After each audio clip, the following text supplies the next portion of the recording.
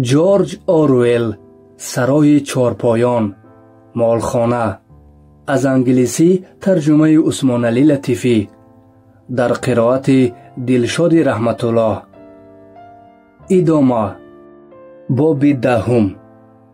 سالها می گذشتند، فصلهای سال می آمدند و می رفتند. عمر کوتاه حیوانات سپری می شد. زمان فرا رسید که دیگر هیچ کس بجز کلوور، بنجامین و موسس رام شده و یک قسم خوکها دیگر زمان شورش را در خاطر نداشتند. موریل وفات کرده بود. بلوبل، جیسی و پینچر نیز از عالم درگذشتند. جونز هم در خانه مایزدگان در قسمت دیگر این منطقه فوتیده بود. برفک کلوله را فراموش کردند. بوکسیور نیز به استثنای چند نفری که او را میشناختند از خاطره ها دور شد. کلوور اکنون اسب مادینه پیری بود که درد بغم و روماتیسم او را اذیت میداد. او به سن نهایی نفقه رسیده بود، اما در اصل هیچ حیوان تا به حال یگان بار هم به نفقه نبرآمد. بحث درباره جدا کردن چراگاه برای نفقه خوران کیها از بین رفته بود.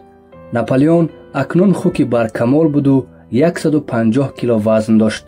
وینگوسی چنان فربه شده بود که چشمانش را با دشواری میکشاد. تنها بنجامین کلانسال تغییر نیافته مثل پیشتر بود و تنها افتش اندکی خاکستر رنگ گردیده بود. بعد از مرگ بوکسیور او از هر وقت دیده بیشتر ناراحت و کمگپتر شده بود. افزایش حیوانات مثل نقشه آن سالها آنقدر زیاد نبود. نوبسته از این در سرای چهارپایان تعداد زیادی حیوانات موجود بود. برای بسیار حیوانات نو به دنیا آمده شورش مانند یک داستانی بود که از دهان به دهان میگذشت و دیگر حیوانات خریده شده عموما درباره آن چیزی نمیدانستند. در سرای چهارپایان غیر از کلوور باز 3 اسب دیگر موجود بود. آنها حیوانهای با وجدان و رفیقان خوب بوده صافدلانه مهنت میکردند، ولی خیلی ابله بودند. هیچ کدام از آنها از فن الفبا از حرف ب نگذشتند. آنچه که درباره شورش پرینسیپ های حیوانگرایی گفته میشد آن را زود قبول میکردند، مخصوصا کلوور که نسبت به او احترام فرزندی داشتند ولی فهمش آن را داشتند یا نه این شبهناک به نظر می رسید. سرای چهارپایان اکنون آبادتر و کارش با نظامتر به راه مانده شده خود آن با 2 میدانی که از جناب پیلکینگتون خریده بودند وسیع کرده شد. در نهایت ساختمان نیروگاه برقی بادی با موفقیت انجام یافته سرای چهارپایان صاحب ماشینه غله تازه‌کنی، انبارهای غله نگهداری و بناهای گوناگون یاری رسان گردید. و امپر برای خود عربه دوچرخه‌دار خرید، اما نیروگاه برقی بادی نیروی برق تولید نمی‌کرد. در نیروگاه مذکور غله دانه را آرد می‌کردند که به سرای چهارپایان فایده خوبی پولی می آورد. حیوانات برای ساختن باز یک نیروگاه دیگر سخت مهنت می‌کردند و می‌گفتند که در آن گنراتور برای تولید برق نصب کرده می‌شود. درباره سیری پوری، تامین کردن عاقل‌ها با روشنی برق، دادن آب گرم و خنک و هفته کاری 3 روزه که زمان برفک کلوله آرزو می‌کرد دیگر سخن نمی‌رفت. ناپلیون چنین عقیده ها را که بر روحیه حیوانگرایی مخالفت می‌کردند محکوم کرده بود. خوشبختی حقیقی میگفت او در مهنت سخت و صرفه‌کارانه زندگی کردن است. به نظر چنین می رسید که گویا سرای چهارپایان خود حیوانات را بایتر نکرده بلکه خود سرای چهارپایان با خوگان و سگان بای شده بودند. شاید بای نشدن حیوانات قسما از آن سبب بود که خوگها و سگها از حد زیاد بودند. گویا این طور نبود که خوگان و سگان کار نمی کردند و یا آنها بیکاره بودند. برعکس، چنان که همیشه وینگوسی به همه میفهماند کار تشکیلی و اداره کنی سرای چهارپایان کار وزنین و دشوار است. اکثر این نمود کارها را حیوانهای دیگر آنقدر خوب نمیفهمیدند و زیاد درک هم نمیکردند.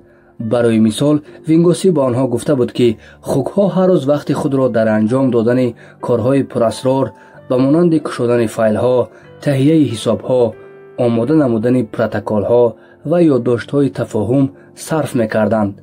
این ورق‌های کلان کاغذی که نوشتجات زیج داشتند بعد در آتش تنور сӯзонида мешуданд.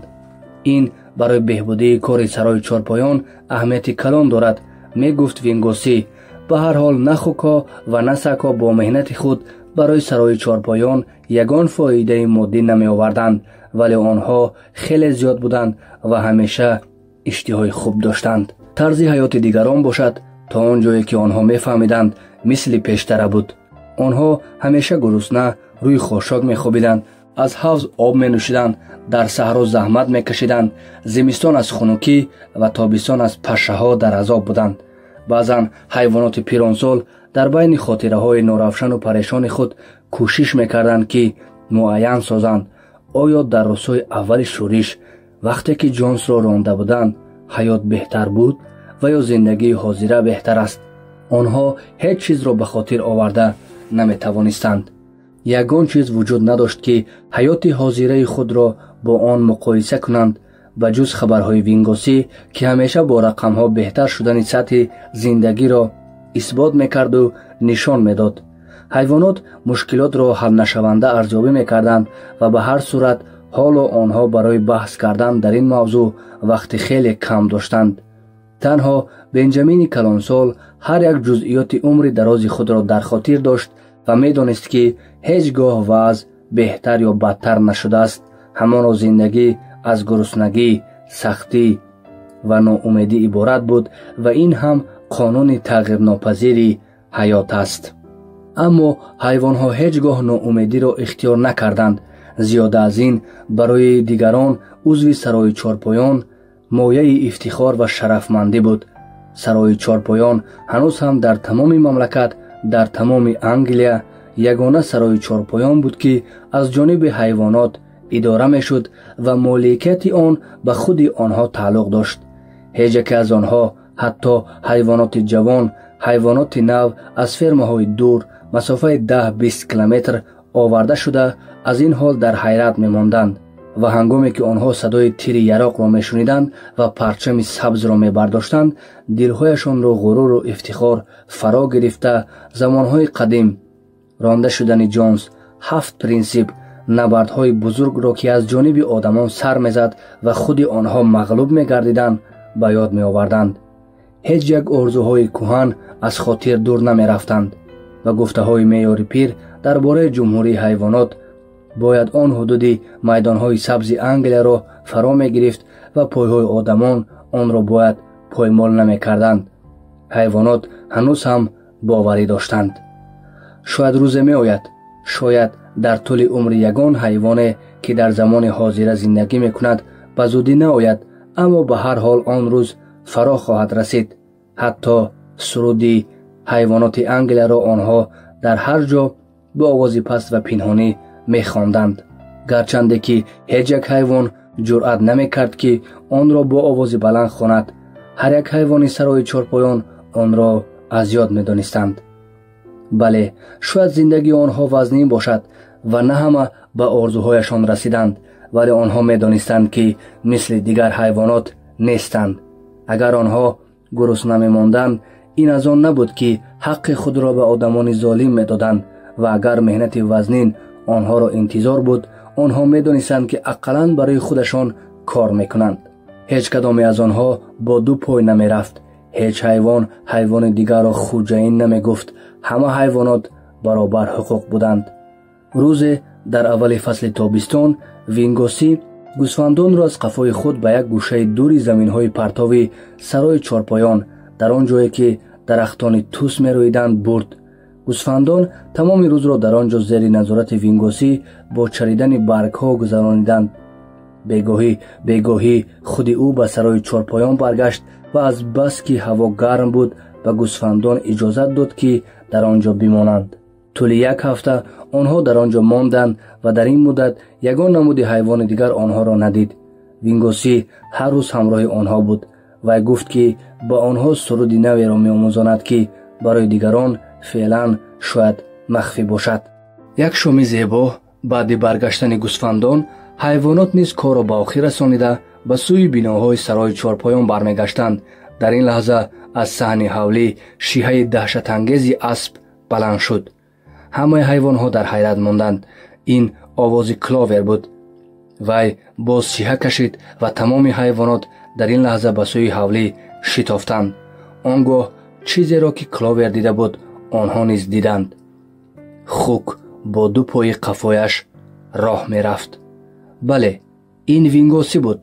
каме бо мушкилӣ, гӯё ҳанӯз он қадар одат накарда бошад ки қисми зиёди ҷисми худро дар ин ҳолат нигоҳ дорад, аммо бо мувозинати комил вингоси дар рӯи ҳавлӣ сайру гашт мекард. лаҳзае нагузашта аз дари сарои чорпоён як қатораи дарози хукҳо даромаданд ки ҳамаашон бо ду пои қафои худ қадам мезаданд. баъзе хукҳо ин корро аз дигарон беҳтар иҷро мекарданд ва ба ҷуз як-ду хук ки мувозинати устувор надоштанд ва мехостанд чӯбе барои такягоҳи худ дошта бошанд, ба ҳар ҳол ҳар яки онҳо ба осонӣ дар гирду атрофи ҳавлӣ роҳ мерафтанд. ва дар охир аккоззании бениҳоят баланди сагҳо ва садои бонги хуруси сиёҳ аз омадани худи Наполеон хабар дод ва ӯ бо тамоми ҳашамат рӯи ду пои қафояш рост истода аз ин су ба он су менигарист ва сагҳояш дар атрофаш ӯро иҳота карда буданд. вай дар дасташ тозиёнае дошт. хомӯшии марговар ҳукмфармо шуд. ҳайвонҳо дар ҳайрат монда бо тарсу ваҳм як ҷамъ шуда қатораи дарози хукҳоро ки оҳиста оҳиста дар гирди ҳавлӣ гирд мегаштанд тамошо мекарданд. гӯё ҷаҳон чаппа шуда буд. пас аз каме ором шудан, сарфи назар аз даҳшати сагҳо ва одати кардаи онҳо дар мавриди танқид ва шикоят накардан аз воқеотҳои рӯйдода ки ин хулқ дар онҳо дар тӯли солҳои тӯлонӣ инкишоф ёфта буд, онҳо эътироз карданд. дар ҳамин лаҳза гӯё бо ишорати касе тамоми гӯсфандон бо як овоз ба шиёрпартоӣ оғоз карданд. чор пой хуб, ду пой беҳтар. чор пой хуб, ду пой беҳтар. чор пой хуб, ду пой беҳтар. ин шиорро бидуни ист 5 дақиқа такрор карданд. ҳангоме ки гӯсфандон ором шуданд, бинобар сабаби он ки хукҳо ба хонаи истиқоматии сарои чорпоён даромаданд, дигар фурсати изҳори эътироз кардан аз байн рафт. бенҷамин ҳис кард ки касе китфи ӯро бо фукаш мезанад. ба гирду атроф нигариста дид ки ин Кловер будааст. чашмони пираш нисбат ба ҳарвақта хиратар шуда буданд. Кловер чизе нагуфта, ӯро аз ёлаш гирифта ба охири анбори калон бурд ки дар он 7 принсип навишта шуда буданд. баъд аз 1-2 дақиқа онҳо ба назди деворе ки дар он бо ҳарфҳои сафед чизе навишта шуда буд менигаристанд. биноии ман суст шудааст, гуфт Кловер дар ниҳоят. ман ҳатто дар ҷавониам он чӣ ки дар он ҷо навишта шуда буд хонда наметавонистам, аммо ба назарам навиштаҷо дар девор дигар хел менамояд. оё 7 принсип тағйир наёфтааст, Бенҷамин? бори аввал Бенҷамин розӣ шуд ки ваъдаи худро шиканаду он чӣ ки дар девор навишта шудааст бихонад. ҳоло дар он ҷо ба ҷуз як принсип чизи дигар набуд. дар он ҷо гуфта шуда буд: ҳамаи ҳайвонҳо баробаранд, аммо баъзе ҳайвонҳо аз дигарон бештар баробарӣ доранд. рӯзи дигар ҳамаи хукҳое ки кори сарои чорпоёнро назорат мекарданд дар дасташон тозиёна доштанд. дигар ба назар аҷиб намерасид ки хукҳо барои худ дастгоҳи бесим харида ба он телефонҳои худро насб мекарданд ва онҳо муштариҳои ширкатҳои Ҷон Бул, Титбист ва Дейли Миррор буданд. ҳангоме ки Наполеон дар боғи сарои чорпоён бо найчаи тамокудор дардаҳон дуд кашида сайру гашт мекард, не ҳатто вақте ки хукҳо либосҳои ҷаноби Ҷонсро аз ҷавон бароварда ба бар мекарданд ва худи Наполеон либоси сиёҳ, бриҷаи шикорӣ ва мӯзаи чармӣ ки ҷаноби Ҷонс ӯро зимни заҳролуд кардани ғизо барои куштани калламушон истифода мебурд, дар тан карда буд ва модахуки дӯстдоштаи ӯ бо либоси абрешимии тунуке ки хонум Ҷонс рӯзҳои якшанбе мепӯшид пайдо мегардиданд, дигар барои ҳайвонот аҷиб ба назар намерасиданд. пас аз 1 ҳафта дар нимаи дуюми рӯз чанд аробаи дучарха ба сарои чорпоён ташриф оварданд. вакилони фермаи ҳамсоя барои аз назаргузаронии сарои чорпоён даъват шуда буданд. тамоми сарои чорпоёнро ба ҳамсояҳо нишон доданд ва ҳамаи онҳо аз ҳар як чизи дидаашон, бахусус ба нерӯгоҳи барқии бодӣ мароқи калон зоҳир намуданд. дар ин вақт ҳайвонот дар саҳро майдони шалғамро хишова мекарданд. онҳо бо тамоми ғайрат меҳнат карда рӯяшонро аз замин намебардоштанд, чунки онҳо намедонистанд ки аз хукҳо бештар ҳарос доранд ва ё аз одамони ташриф оварда. он бегоҳӣ аз хона истиқоматии сарои чорпоён хандаҳои баланд ва сару садои сурудхонӣ баланд шуд. ногаҳон ҳайвонот аз сару садои омехтаи ҳайвонҳо ба шавқу завқ омада ҳисси кунҷковияшон баланд шуд. чӣ чиз метавонад рӯй диҳад вақте ки бори аввал ҳайвонот ва одамон дар асоси баробарӣ мулоқот мекунанд? ҳама бо як тан оромона ба ҳавлии хонаи истиқоматии сарои чорпоён даромаданд. дар назди дарвоза онҳо каме тарсида таваққуф карданд, аммо Кловер онҳоро роҳнамоӣ кард. онҳо бо нуги пой оҳиста оҳиста ба наздикии хона расиданд ва кадом ҳайвонҳое ки қадди баланд доштанд ба тирезаи очхона нигоҳ карданд. дар гирди мизи дарозрӯя 6 нафар аз фермаи ҳамсоя ва ҳамон қадаре дигар аз ҳисоби хукҳои номдори маъруф дар он ҷо нишаста буданд. худи Наполеон бошад дар сари миз рӯи курсии фахрӣ менишаст. хукҳо дар роҳаткурсиҳо худро партофта фароғат доштанд. ширкаткунандагон бо ҳаловат қартабозӣ мекарданд. гоҳ-гоҳе барои шунидани нӯшбот ва нӯшидани машруб бозиро қатъ мекарданд. як кӯзаи калон пур аз оби ҷав буд ва ҷоми онҳоро аз он пур мекарданд. афту андоми ҳайвоноти ҳайратзадаро ки аз тиреза нигоҳ мекарданд касе пай набурд. ҷаноби Пилкингтон аз Фоксвуд ҷом дар дасташ аз ҷой бархост. ман мехоҳам, гуфт ӯ, аз ширкаткунандагони муҳтарам хоҳиш кунам ки ба қадаҳгӯии ман ҳамроҳ шаванд. аммо пеш аз ин чанд сухане дорам ки гуфтани онҳоро зарур мешуморам.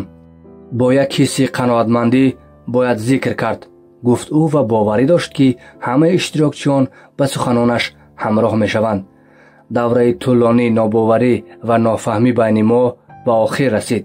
акнун замоне расид на танҳо ман, балки тамоми ширкаткунандагони зиёфат ба гуфтаҳои ман шарик мешаванд. соҳибони муҳтарами сарои чорпоён ба ҳамсоягони одамии худ на бо душманӣ, балки бо эҳтиром ва бо боварӣ муносибат мекунанд. ҳодисаҳои нохуши ба вуқӯъ омада ва андешаҳои хато рафъ карда мешаванд.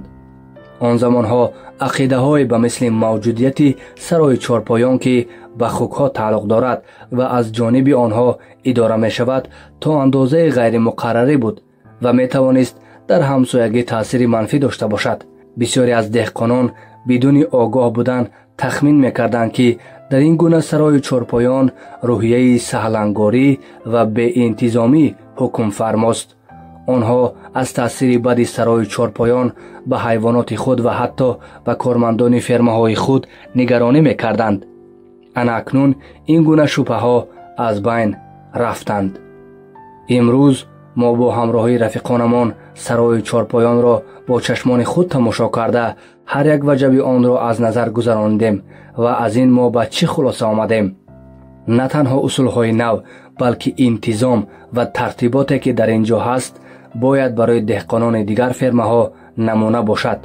вай бидуни муҳаббот боварӣ дошт ки ҳайвоноти кори ин ҷо нисбат ба дигар ҳайвоноти минтақа бештар кор кунаду камтар ғизо истеъмол намояд. воқеан ҳам мо бо ҳамсафаронамон имрӯз дар сарои чорпоён навгониҳои зиёдеро мушоҳида кардем ки онро мехоҳем фавран дар фермаҳои худ ҷорӣ намоем. вай нутқи худро ба охир расонида таъкид карда гуфт ки ҳиссиёти дӯстона байни сарои чорпоён ва ҳамсояҳои он бояд ҳамеша пойдор бошад. дар байни хукҳо ва одамон ягона бархӯрди манфиатҳо набуд ва аз он лозим ҳам нест. кӯшиш ва мушкилоти онҳо як аст, магар масъалаҳои меҳнат дар ҳама ҷо якхел нестанд. дар охири нутқи худ ҷаноби Пилкингтон қасд дошт ки сухани қаблан бо диққат омода кардаи худро ба ширкаткунандагон изҳор намояд. аммо аз дилхушии зиёд ӯро ҳаяҷон фаро гирифт ва натавонист онро баён кунад. пас аз дамгир шуданаш ҷоғари чандқабатааш ранги бунафшро гирифт. баъдан нафасашро берун карду гуфт: агар шумо ҳайвоноти коргари худро дошта бошед, гуфт ӯ, пас мо синфи ҳайвоноти коргари худро дорем. این مطلب غورش دلچسبی را در پس دسترخوان به وجود آورد و جناب پیلکینگتون بار دیگر خوک‌ها را برای کم بودن حصه غذا برای حیوانات، وقتی طولانی کاری و عموماً نبودن پرستش که در سرای چارپایان مشاهده کرده بود تبریک کرد. اکنون در آخر گفت او همه شرکت کنندگان از جای برخیزند و باوری حاصل کنند که جام‌هایشان از مشروب پر است. جنابان، خلاصه کرد جناب پیلکینگتون، جنابان، من به شما یک نوشبات برای شکوفایی سرای چارپایان میگویم. از این گفته ها همه به وجه آمد و پایهایشان به تپ تپ زنی در آمدند. ناپلئون از خوشحالی برای منتداری از جایش خسته در گرد میز دور گشت تا که قدحش را با قدح جناب پیلکینگتون جنگ اندازد و نوشد. وقتی که همه خاموش شدند، ناپلئون در پای خود راست ایستاده اظهار کرد که او نیز چند سخن برای گفتن دارد. چون هر وقت ناپلئون به طور کوتاه و مختصر سخن کرد و گفت که دوره نافهمی پشت سر شد و از این خیلی شاد است. مدت دور و دراز از طرف کدام یک دشمن اشدی آوازه ها پهن می شدند و اساس داشت برای این حرف را گفتن تا اینکه فکر کند که او و هم مسلکانش می توانند خرابکاری و حتی انقلابی را با وجود آورند. گویا آنها مقصد و کوشش برانگیختن شورش را در بین حیوانات فرمه های همسایه به نقشه گرفته بودند. اما هیچ چیز نمی تواند از حقیقت دورتر باشد. آرزوی یگانه آنها در عین زمان و در گذشتن از این بود که با همسایه هایشان حیات آسایشته و مناسبت های معتدل تجارتی داشته باشند. این سرای چارپایانی که وی شرفمند است آن را راهبری کند یک شرکت کوآپراتیوی بود. من حجت در دست دارم که حقوق مالکیت را معین می سازد. طبق آن این مالکیت من و خوک‌ها در یک جایگی می باشد. او گفت باور ندارد که یگان گمان شبهناک هنوز هم باقی مانده است، ولی به قریبی در ترتیبات سرای چارپایان دیگرگونی های معین با وجود خواهد آمد که برای باز هم بیشتر مستحکم نمودن باوری در بین ما مساعدت خواهند کرد. تا این دم حیوانات سرای چارپایان از روی عادت بی‌عقلانه خود به یکدیگر رفیق گفته مراجعت می‌کردند. این را از بین بردن لازم است. غیر از این یک عادت تعجب آور وجود دارد که زمان پیدایشش معلوم نیست و این هر یک صبح روز یکشنبه از نزد کاسه‌خانه سر خاکی در پایه ستون پرچم نصب گردیده گذشتن است. این را هم از بین میبریم و کاسه‌خانه سر را دفن میکنیم. مهمانان نیز پرچم سبزی را که در سر خانه آویزان بود مشاهده کرده میتوانستند. آنها شاید پی میبردند که سومی پای حیوان و شاخی که قبلا در پرچم با رنگ سفید کشیده شده بود حالا برداشته شده است. از این به بعد پرچم با رنگ سبز عادی خواهد بود. و گفته ناپلئون او وابسته به سخنان پرمحتوا و حسن همجواری جناب پیلکینگتون تنها یک اراد داشت. جناب پیلکینگتون در دوام سخنرانیش از سرای چارپایان به نام سرای چارپایان اشاره میکرد. البته وی نمیدانست زیرا ناپلئون حالا باری اول اعلام میکند که نام سرای چارپایان برهم داده می شود. می بعد این سرای چارپایان با نام فرمه منار نامگذاری می گردد چون که آن نام درست و اصلی این سرای چارپایان می باشد. جنابان، خلاصه کرد ناپلئون، من به شما همان نوشباد پیشتره را می گویم ولی در شکل دیگر. جامهای خود را تا لبریز شدنش پر کنید. جنابان، این است نوشباد من برای آبادی فرمه منار. در اینجا هم به مثل پیشتره غورش دلچسب به عمل آمد و جامها را تا خالی شدنشان نوشیدند. حیواناتی که در بیرون به این صحنه نگاه میکردند به نظرشان چنین میرسید که یگان واقعه عجیب روی خواهد داد. چی چیز بود که افتهای خوکها را تغییر داد؟ چشمان خیره کلاوری پیر افتی آنها را یک به یک نگاه میکرد. بعضی این آدمان 5 قبط جاغر، بعضیشان 4 قبط و بعضی دیگرش 3 قبط جاغر داشتند. اما چی چیز بود که در نظر کلاور خیره میشد و تغییر میافت؟ سپس کفکوبی به آخر رسید. اشتراکچیان به قرطبازی قطع شده ادامه دادند و حیوانات خاموشانه خود را از آنجا دور کردند. آنها 20 متر نرفته исти кӯтоҳе карданд. аз хонаи истиқоматии сарои чорпоён овозҳо ба гӯш мерасид. онҳо шитобон баргаштанд ва боз аз тиреза нигоҳ карданд. оре, дар он ҷо ҷанҷоли шадиде ба вуҷуд омада буд. доду фарёд, садои зарбаи рӯи миз, нигоҳҳои пурғазаб, хашму таҳқир ба назар мерасид. сарчашмаи мушкилот дар он буд ки Наполеон ва ҷаноби Пилкингтон зимни қартабозӣ ҳарду дар як вақт тузи пики сиёҳро ба рӯи миз партофтанд. 12 бозингар бо як овоз бо хашм яксон дод мезаданд. акнун маълум шуд ки бо хукҳо чӣ шудааст. ҳайвонот аз берун, аз хукҳо ба одамон ва аз одамон ба хукҳо менигаристанд. боз баргашта ба афти онҳо нигоҳ мекарданд. дигар маълум кардан ғайриимкон буд ки кадоме аз онҳо кӣ аст. соли 1945. шунавандаҳои азиз, анҷоми қиссаи сарои чорпоён ё худ молхона дар муаллифии ҷорҷ Оруел, тарҷума шуда аз англисӣ ба тоҷикӣ аз тарафи тарҷумон Усмоналӣ Латифӣ. қироатгар Дилшоди Раҳматуллоҳ.